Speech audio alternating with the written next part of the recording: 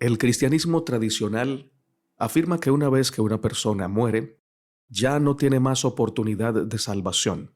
Hoy vamos a estudiar acerca de esta creencia y veremos con la Biblia si es verdadera o si sencillamente es la interpretación más aceptada y más popular.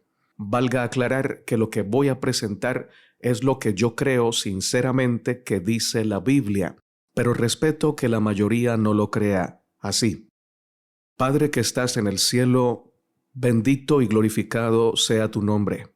Al estudiar tu palabra te suplicamos que nos des humildad y que nos permitas comprender claramente lo que nos quieres enseñar. Que cada persona que escuche este mensaje se mantenga firme en la fe que tú le has dado. Oramos en el nombre de Jesús. Amén, Señor. Hay varios pasajes que se usan para establecer que después de la muerte no hay más oportunidad de salvación, pero voy a presentar los dos pasajes principales por causa del tiempo. Hebreos 9:27 dice: «Y de la manera que está establecido para los hombres que mueran una sola vez, y después de esto el juicio». Les adelanto que no creo que la muerte sea un obstáculo para que Dios salve a alguien, porque Dios sigue siendo perdonador, sigue siendo salvador, redentor, aún para los que han muerto, debido a que aunque ellos estén inconscientes en sus tumbas, Él luego los va a resucitar. Y Dios no resucitaría a los impíos sencillamente para someterlos a una tortura de fuego.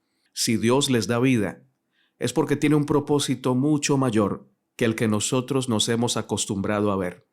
Hay personas que en vida no tuvieron una revelación clara del amor de Dios, porque los cristianos de hoy hemos perdido esa relación con Dios que tenían los apóstoles y la iglesia primitiva, y en vez de mostrar el amor de Cristo y predicar con poder, mostramos nuestras divisiones, nuestros debates acalorados sobre doctrina y nuestra frialdad espiritual.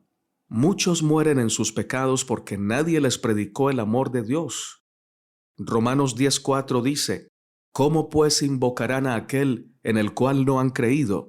¿Y cómo creerán en aquel de quien no han oído? ¿Y cómo oirán sin haber quien les predique?» ¿Sabes cuántas personas mueren todos los años, incluso todos los días, sin haber siquiera escuchado el nombre de Cristo? Son millones al año. Mucha gente en muchísimos lugares del mundo no tienen acceso a una Biblia, ni a la radio, ni a la internet para escuchar de Cristo. Y mueren sin haber escuchado de ese amor. Y esto me recuerda mucho lo que le dijo el Señor a Jonás. ¿Cómo voy a destruir a Nínive, esta gran ciudad, si en ella hay más de 120,000 personas que no saben distinguir entre su mano derecha y su mano izquierda y muchos animales? Dios tiene en cuenta incluso a los animales. Dios tiene en cuenta el hecho de que la gente no tenga toda la luz que necesita tener para tomar una decisión.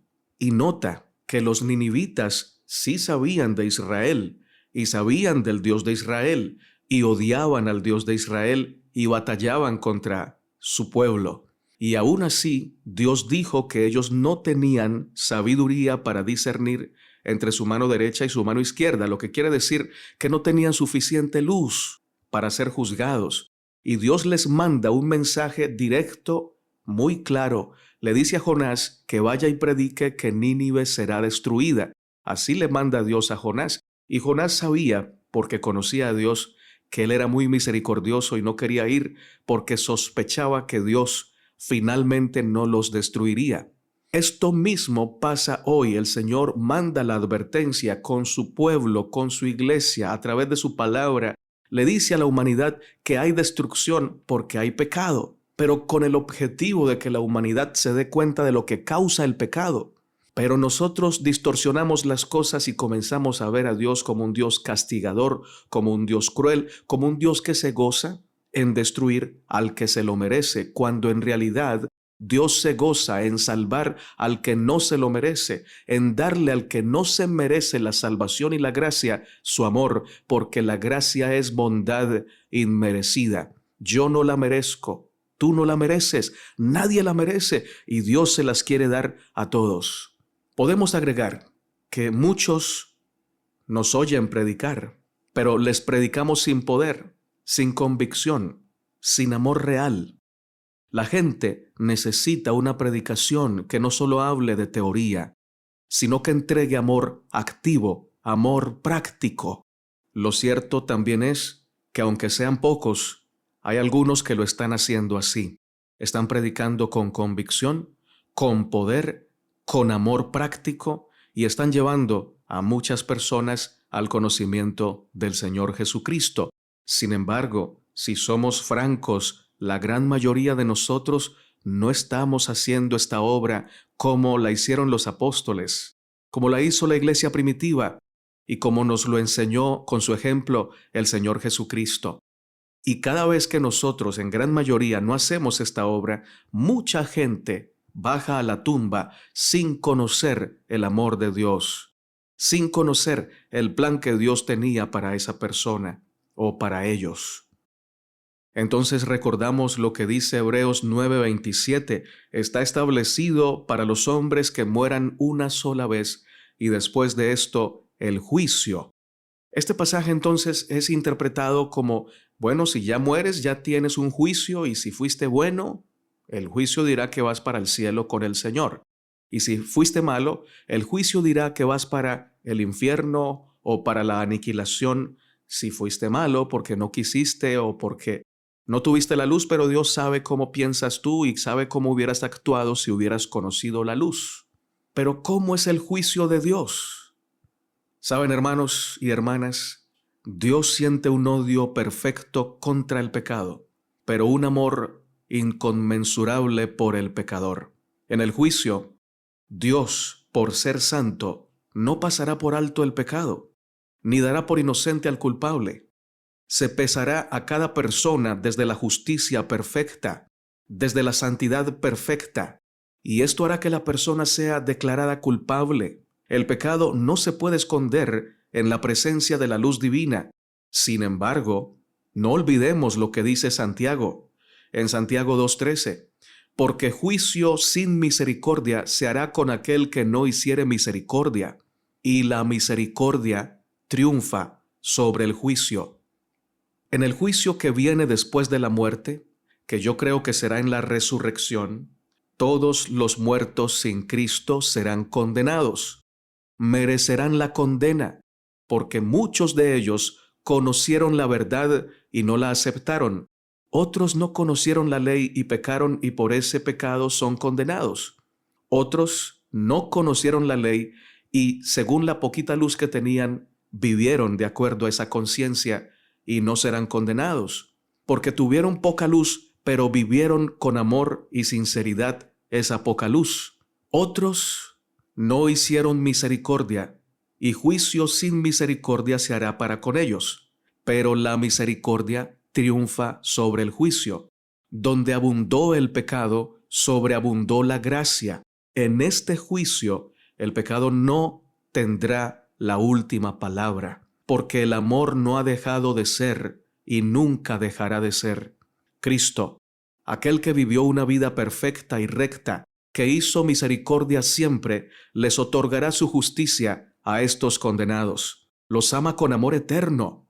Tendrán que recoger lo que sembraron, no como un castigo sencillamente o puramente vengativo o retributivo, sino con el fin de que sepan en carne propia lo horrendo del pecado.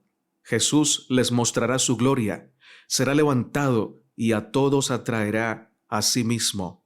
Ahora escucha esto, mi hermano y mi hermana. Si en los juicios humanos se condena al culpable, pero se le siguen respetando sus derechos, se lo cuida para que otros presos no lo ajusticien, se le da su alimento y se le suplen sus necesidades básicas, se les brinda la oportunidad de estudiar, de trabajar y de superarse, de regenerarse. ¿Cómo es que creemos que Dios hará algo cruel como someter a millones de personas a la tortura del fuego eterno o a la aniquilación eterna, pudiendo ayudarlos a ver lo que en vida no fueron capaces de ver, porque no tuvieron esa capacidad, porque sus ojos fueron ciegos, porque nosotros no predicamos como debimos predicar, porque nacieron en una cultura que les impidió conocer a Cristo, ya que si por lo menos mencionaban su nombre, eran condenados a la cárcel. Dios es amor y Dios es justicia, pero no es justicia como la que nosotros creemos, no es justicia vengativa, no es justicia irracional. La mayoría de seres humanos quieren combatir el mal con el mal. Si la persona mató, entonces queremos que también lo maten. Si violó, queremos que le corten algunas partes de su cuerpo que según nosotros merecen ser cortadas. Pero la justicia de Dios no trabaja con los valores humanos. Dios no se venga porque Dios te ama, Dios nos ama a todos. A Él le duele cuando alguien se porta mal. A Él le duele profundamente cuando una de sus criaturas se levanta contra otra criatura, sobre todo cuando se usa el poder para humillar o para dañar al que no tiene poder. Y de todo eso tendremos que dar cuenta. Pero no es una cuenta cruel, es una cuenta proporcional a nuestros actos, porque el Señor quiere exterminar el pecado de su creación sin dañar su creación, sin dañar a sus criaturas. Por eso este conflicto se ha demorado tanto, porque Dios sabe lo que hace y sabe el tiempo que debía demorarse para que cada criatura pudiera encontrar liberación. El objetivo del juicio no es tanto que cada criatura pague por lo que hizo, sino que cada criatura reconozca lo que el pecado le hace a su vida y a la vida de los demás. Y si para que cada criatura reconozca lo valioso del amor de Dios, lo valioso del sacrificio de Cristo y lo horrendo del pecado, necesita un castigo de amor, un castigo correctivo, Dios lo hará. Lo que sí no hace Dios es castigar sin remedio. Cada vez que Dios ha administrado un castigo, lo ha hecho desde su amor, desde su misericordia, para corregir, para sanar, para limpiar, para transformar. Y esto, por su amor, lo puede hacer en esta vida o después en la resurrección. A Él, al Señor, no lo limita ni el tiempo ni el espacio para salvar, para redimir, para transformar. Ahora, ¿cómo sabemos que el juicio de Dios no solo es justo, sino también misericordioso? Porque de Dios no viene nada cruel, de Dios no viene nada vengativo o desprovisto de esperanza. Porque debemos interpretar la Biblia desde su amor, no desde la literalidad de la letra. Si bien es cierto que muchos temas son muy claros y debemos interpretarlos literalmente, otros parecieran mostrar una contradicción con el amor de Dios, y es allí donde se debe aplicar la interpretación. Les pongo un ejemplo. Lucas 14:26. Si alguno viene a mí y no aborrece a su padre y madre y mujer e hijos y hermanos y hermanas, y aún también su propia vida, no puede ser mi discípulo. Si tomamos este pasaje a la letra, entonces tendremos que aborrecer a nuestra familia y a nosotros mismos y solo amar a Jesús. Sin embargo, se nota que debemos interpretar el pasaje, porque es imposible que el Señor Jesucristo, que es un Dios de amor, nos mande a aborrecer a nuestro padre, a nuestra madre, a nuestra mujer, a nuestros hijos, hermanos y hermanas. Y si lo interpretamos desde el amor del Señor Jesucristo, sabremos que lo que nos está diciendo es que debemos recibir su gracia, conocerlo a Él, para amarlo por sobre todas las cosas. Y justo allí podremos amar de manera correcta a nuestra familia y aún a nuestra propia vida. Si amamos primero nuestra vida y a nuestra familia y de último lugar dejamos a Dios, nunca sabremos amar a nadie, ni siquiera a nosotros mismos, porque nos vamos a amar con amor egoísta. Solo cuando amamos a Dios aprendemos a amar sin egoísmo, sin capricho. Y si nos amamos a nosotros primero que a Dios, terminaremos aborreciendo a todos, porque así es el egoísmo. Solo quien ha conocido a Dios y ha aprendido a amarlo por su gracia, sabe amar bien a los demás y a sí mismo. El texto de Lucas significa que debemos amar a Dios por encima de todas las cosas, pero no nos manda a aborrecer a nuestra familia ni a nosotros mismos, no literalmente. Podría significar que amemos más a Dios y a los demás los amemos también, pero en segundo plano. En el primer plano debe estar el Señor. La palabra aborrecer en este pasaje es un hebraísmo que se usaba en el tiempo de Jesús para decir que uno amaba más una cosa que a otra, sin que a la otra se le aborreciera. De la misma manera, algunos toman Hebreos 9:27 de manera literal y para ellos significa que después de la muerte no hay más oportunidad. Pero hermanos, permítanme proponerles con mucha humildad que no es necesariamente así, porque la misericordia triunfa sobre el juicio y además Dios no quiere que nadie se pierda y ese deseo, esa voluntad sigue siendo real, incluso si bajamos a la tumba. Repito, porque creo que Dios nos va a resucitar. Y si va a resucitar a todos, incluso a los que llamamos perdidos, y que yo creo que la Biblia usa ese término perdido para significar que todavía necesita ser hallado. Todo lo que está perdido va a ser encontrado, ahora o después de la muerte, en la resurrección. ¿Por qué lo sé? Porque todas las historias de salvación que el Señor Jesucristo contó, la parábola de las 100 ovejas, ahí habían dos grupos.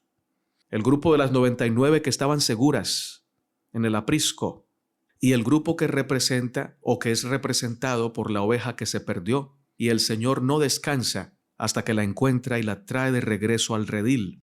La moneda perdida, había un grupo de monedas que estaban aseguradas, pero otra moneda que se perdió y dice que se barrió toda la casa, se organizó hasta que se encontró la moneda y se juntó con las demás monedas. Y la parábola del hijo pródigo, dos hijos, los dos perdidos, uno en casa y otro fuera de casa, pero finalmente los dos tienen un padre amante que nunca deja de llamarlos hijos y que nunca pierde la esperanza de que los dos entren a casa. La parábola termina, la del padre pródigo o del hijo pródigo, con el hijo menor que se había ido de la casa, ahora en casa, en una celebración de una gran fiesta, y con el hijo mayor que nunca se fue y que siempre trabajó para el padre, fuera de la fiesta, pero con el padre a su lado, invitándolo a entrar. Quizás se demore un poco, pero por el amor que se nota en esa parábola, uno puede darle un fin alternativo, un final feliz. El padre no tendrá que obligar al hijo mayor a entrar porque el hijo mayor comprenderá el amor del padre. Se dejará atraer por los lazos de ese amor. Todo lo que está perdido será encontrado. Dios tiene el poder, Dios tiene el amor para hacerlo y tiene la voluntad para hacerlo. Eso es lo que podemos intuir y hasta comprender si miramos y contemplamos el amor de Dios. Dice el himno: oh amor de Dios, tu inmensidad, el hombre no podrá contar, ni comprender la gran verdad que Dios al hombre pudo amar. Por eso creo que la resurrección para juicio será un juicio en el que también habrá oportunidad, que el fuego sí estará presente, pero no para destrucción de la criatura, sino que ese fuego en ese juicio es para salvación. Y como todo lo que corresponde a salvación tiene los méritos de Cristo, creo firmemente que ese fuego hace también parte de la gracia salvífica del Señor para sus criaturas. Otro pasaje que se usa para afirmar que después de la muerte no hay más oportunidad de salvación es la historia o parábola del rico y Lázaro. Pero como el tiempo se me ha ido, vamos a dejar esta parábola del rico y Lázaro para un próximo video, si hay tiempo, si hay vida, si hay salud y si hay oportunidad de parte de Dios para compartir algunos hallazgos interesantes que esta parábola nos muestra. En ese próximo video veremos si esta parábola realmente enseña que no hay oportunidad después de morir o si nos enseña que aún después de morir en la resurrección puede haber una luz de esperanza. Ok, hermano, ok, hermana, sí estoy seguro que muchos que escuchan están molestos y no es para menos. Entiendo que El escuchar algo tan diferente a lo que siempre has escuchado puede ser incómodo. La idea no es incomodarte, no es ofender tu fe, es respetar tu fe y esperar que de la misma manera respetes la fe que tengo, porque es sincera y es honesta y por eso te la presento, a pesar de que sé que hay prejuicios contra esta forma de ver el Evangelio. Aún así, en el nombre de Cristo, anhelo lo mejor para ti, que Dios te siga bendiciendo. Y recuerda que el hecho de que Dios quiera salvar a todos no es un permiso para que la gente siga en pecado. Porque cuando un hijo sabe que su papá lo ama y lo ama tanto que le perdonaría cualquier cosa, si ese hijo comprende ese amor, no va a decir, ah, bueno, como mi padre me ama tanto o mi madre me ama tanto, voy a hacerla sufrir, voy a consumir drogas, voy a ser desordenado, me convertiré en un ladrón, en un asesino, porque me ama mi mamá, me ama mi papá y no les importa cómo sea yo. Eso no sería lógico. Más bien, si un hijo sabe cuánto es amado por su padre o por su madre y es una persona consciente de ese amor, en vez de hacerle daño a ese amor, lo va a honrar y va a dar lo mejor. Sin embargo, aunque ese hijo no valorara ese amor, esos padres lo seguirían amando. Otra cosa es que a pesar de que lo amen, sí van a sufrir demasiado. No hagamos sufrir el corazón del Padre Celestial que nos ama con amor eterno. No practiquemos el pecado porque nos destruye a nosotros y destruye a otras personas. Me refiero a una destrucción temporal y a un dolor temporal. Pero recuerda que cuando se está debajo del agua, un minuto es eterno, y el castigo por el pecado, aunque sea temporal, se sentirá como si fuera eterno, porque todo lo que hacemos finalmente se devuelve contra nosotros. Por eso es que Dios está tan interesado en decirnos en la palabra de Él, la que Él nos reveló, que huyamos del pecado, que no pequemos, primero porque Él es amor, porque Él nos ama, porque quiere lo mejor para nosotros, pero segundo, porque Él sabe lo que el pecado le causa a sus hijos y como buen padre sufre con nosotros. De manera que huyamos del pecado y corramos a los brazos de Cristo. No nos aprovechemos de la gracia del Señor diciendo, como Él me ama tanto, yo voy a pecar, voy a hacer lo que yo quiera, porque al final me va a salvar. Oh, no, mi hermano. Traes más dolor a esta vida, traes más dolor a la gente y a ti mismo y a la gente que te ama y al corazón del Señor. En vez de decir así, di lo siguiente, como Dios me ama tanto y de manera tan incondicional, yo no voy a usar mi vida para dañarme a mí mismo, ni para dañar a los demás, ni para atentar contra su santa ley. Yo voy a usar mi vida o voy a colocar mi vida en las manos de Dios para que Él la utilice como una bendición, como un instrumento de bendición para otras personas, para aprender a perdonar a quien no se lo merece, para abrazar al que se siente solo, para levantar al que está caído, para predicar que Cristo viene pronto, que el pecado no paga bien, que hay que huir de la maldad y que hay que hacer la voluntad de Dios por amor y no por miedo. Muchas bendiciones. Padre, gracias por la reflexión. Permite que ninguna mente quede confundida. Ilumina cada mente y cada corazón, Señor. Te lo pido humildemente. Ayúdanos a comprender que si te hemos de servir, si te hemos de entregar nuestra vida, no es por miedo, no es por miedo al fuego, no es por miedo a ninguna amenaza, sino por amor, por todo lo que nos has mostrado, por todo lo que has hecho. En tus manos ponemos nuestra vida. Oramos en el nombre de Jesús. Amén, Señor.